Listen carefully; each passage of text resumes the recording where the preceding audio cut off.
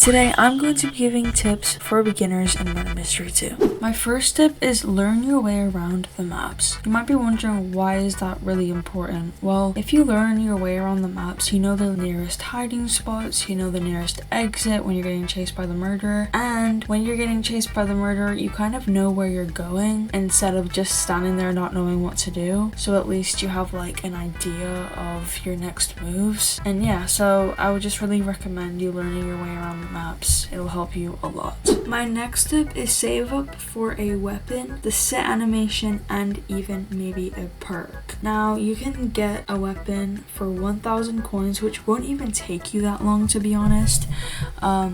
And you can just buy it from one of the crates for 1,000 coins, and you can get the sit animation for 400 coins. The reason I would recommend this animation is because it is good for hiding, and yeah, and also save up for a perk. I would recommend haste. That's like a perk everybody uses and it's most people's favorites. It makes you a little bit faster when you have your knife out as a murderer. When you save up to get a knife or a gun, whatever weapon you get, you can trade that up and up and up until you get something, you know, good, and maybe even trade it up to a godly. A bunch of people do like common to godly challenges, so maybe you can get some ideas from there. But yeah, definitely get yourself a weapon. It'll come in very handy, especially when you're trading.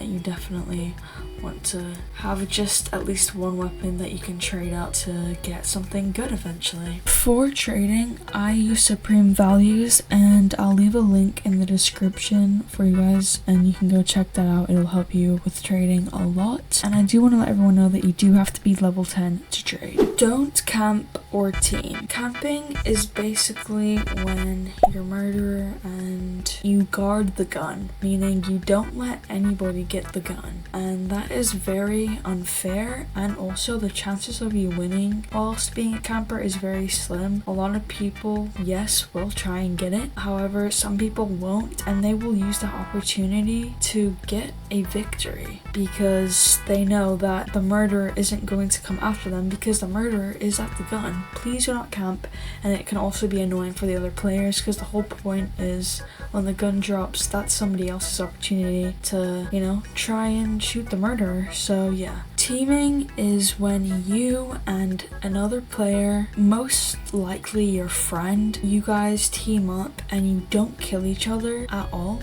and when the gun drops, you camp the gun and until your friend comes to get the gun, so nobody else can get the gun, and basically everybody is screwed because they can't get the gun. They literally have no way of surviving unless they can, you know, outrun you or hide somewhere. Again, teaming is not fair either, so please don't team, and just remember that there's other people in the server, so don't ruin the experience for other players. Learn values. So this one is pretty much what I said earlier, but I thought I would make it more clear that you really do need to learn values because it'll help you not get scammed. Learning values is very important. Especially if you want to become a trader. If you do become a trader or you do want to trade, definitely try and find some collectors, which you can find in trading servers, which is on Supreme Values. So you just go to the link.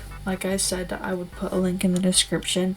You just go over there and there's a bunch of trading servers and there's a bunch of collectors in there that don't care about value and they just want these specific weapons, so they will literally overpay you for a weapon that you have that they really want. So yeah, learning values is extremely important. Do not trust trade and do not cross trade. I cannot stress this enough. Trust trading is when you basically do a trade of trust. Somebody, for example, will be like, if you trade me your bio blade, I'll trade you my heart blade. And you might think, oh, that's just a trade. No, you have to do it in two separate trades. You have to give them your weapon first and then they give you their weapon, which they won't do that because it's a scam. These people are scammers. If somebody asks you to trust trade, always say no. Like, I don't even understand the point of like trust trading if it wasn't a scam, because then you would just do a normal trade. But no, they are literally scams. They will ask for your weapon, you will give it to them, and then they will literally leave the server and you won't have that weapon anymore.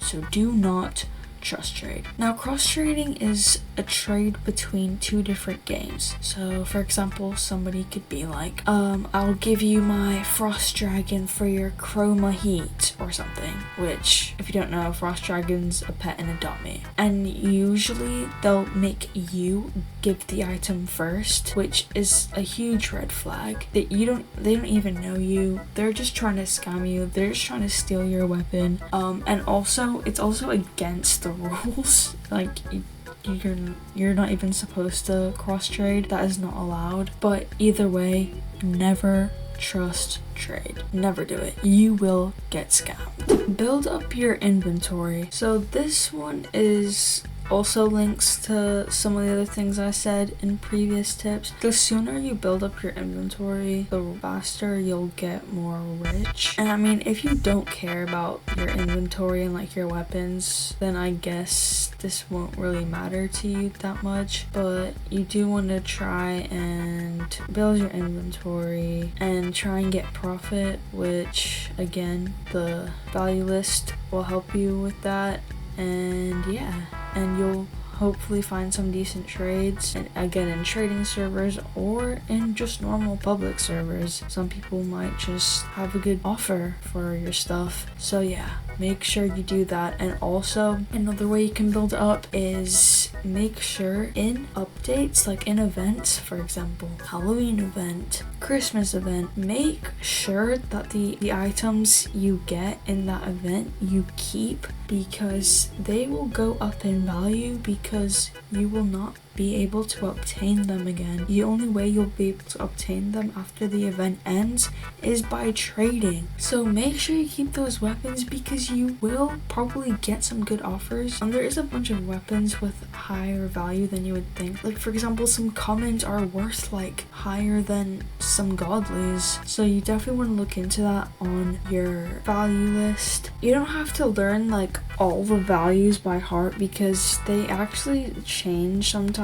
So when you trade, just open it up on like your phone or your laptop, a different browser, so you have that there. That is all the tips I have for you guys today. I hope you guys did enjoy. If you have any questions, make sure you leave them in the comments. I will be more than happy to reply to them. And also leave a comment on another video you want to see next. I know I haven't really done any kind of video like this before, but I thought this would be a cool little video to do. If you want to see more videos like this, please let me know in the comments. And yeah, make sure you guys like, subscribe, and share. We are so close to 1,000 subscribers, so make sure you subscribe and also click the bell so you get notified whenever I post anything new to the channel, so you know you won't miss one. And yeah, with that being said, I love you guys and I will see you in my next video. Peace.